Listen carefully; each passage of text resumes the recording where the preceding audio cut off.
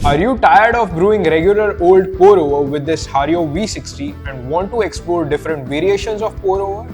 Then stay tuned with us, we have got a catch for you. Hello coffee lovers, welcome back to the App Barista YouTube channel. Before we dive any deeper, here's an important update. If you're new to this channel, don't forget to hit the subscribe button. We bring a new video every other day to gear up your coffee knowledge. Today, we will be exploring different variations of pour over, covering its history, brewing techniques, and all the key factors that impact your final brew. So whether you are a beginner or a seasoned brewer, this video will help you refine your pour over skills. So without any wait, let's get further into the video. But wait, did you know how it all started? Let's travel back in time and learn some history behind our pour over. The pour over that we know today was born in the early 20th century, and it got a significant boost with Melitta Benz's invention of our modern day paper filter. The pour over is more than just a brewing method. It's a beloved ritual adored by coffee enthusiasts worldwide. So what's the secret of a perfect pour over?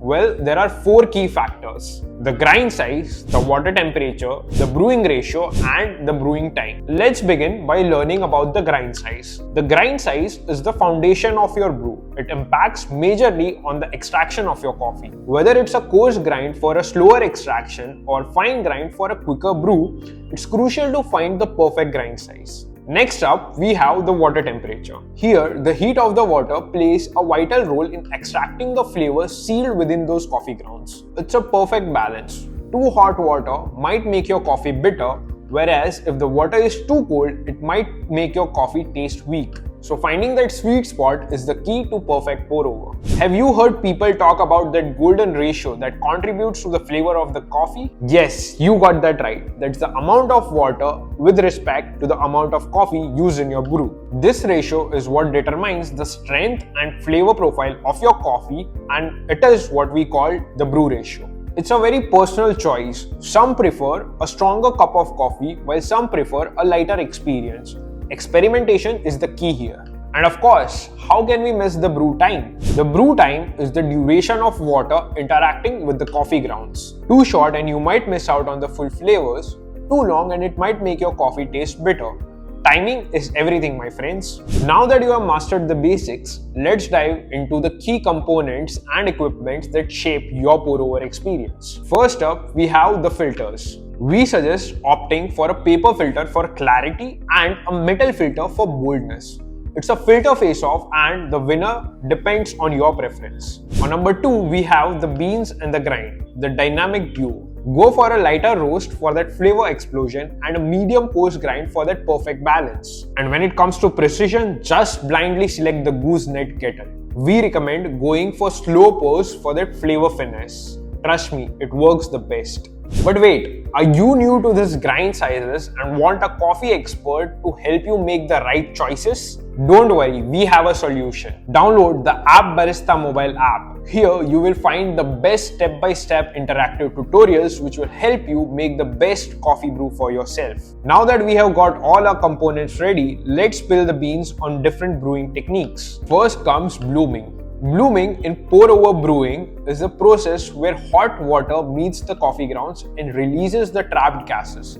It is the initialization of the flavor extraction. A 30-second bloom lets coffee release all its carbon dioxide and helps with an even extraction. But make a note that you might have to adjust the blooming time based on your coffee's roasting date. If your coffee is older, you might have to bloom it for a lesser time, but if your coffee is quite new, you might have to bloom it for longer.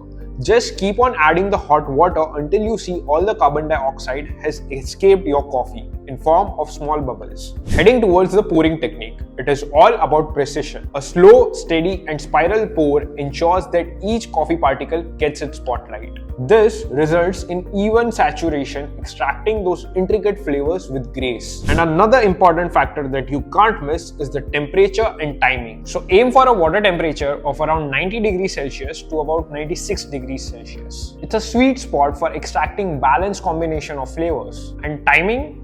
Well, that depends on the selection of your brewing method. Generally, a duration of about 2 to 4 minutes hits the right notes. It's a tender balance that when achieved can transform your pour over into a balanced mix. Now that we somewhat know how to brew, let's explore different variations of pour over technique, each with its own distinct personality. All of these drippers bring its own characteristics to every stage of the brew. First in our lineup is the Hario V60.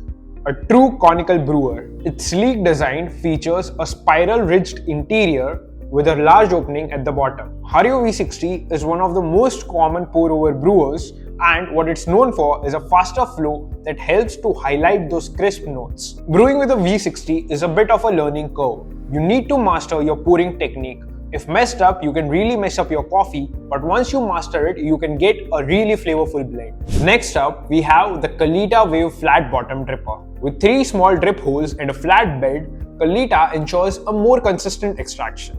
Its unique design minimizes the risk of over-extraction or channeling, producing a cup that's more flavorful and balanced. The Kalita Wave is a trusted companion for those who prefer precision and reliability. Moving on to Chemex, a piece of elegance in a glass material. Its hourglass shape and proprietary filters ensures a clean and sediment-free cup. The thick filter regulates the extraction process, resulting in a smooth and full-bodied cup. Last but not the least, we have the Melitta, a classic reimagined. Sharing similarities with the Hario V60, Melitta offers ease of use with its simple design. It's an excellent choice for beginners dipping and learning the pour over. Melitta's uncomplicated approach ensures a reliable cup of coffee every time, making it a classic with a modern twist. To brew a perfect cup of specialty coffee, having the right set of equipments is a must. Your choice of drippers, kettles, filters, and even grinders play a vital role in extracting those hidden flavors of the specialty coffee. The pour-over method, with its precision and control, allows these specialty beans to shine, bringing out their distinct flavors and aromas. Now let's talk about technique. Achieving optimal pour-over results is a combined effort. From grind size of the beans to the water temperature,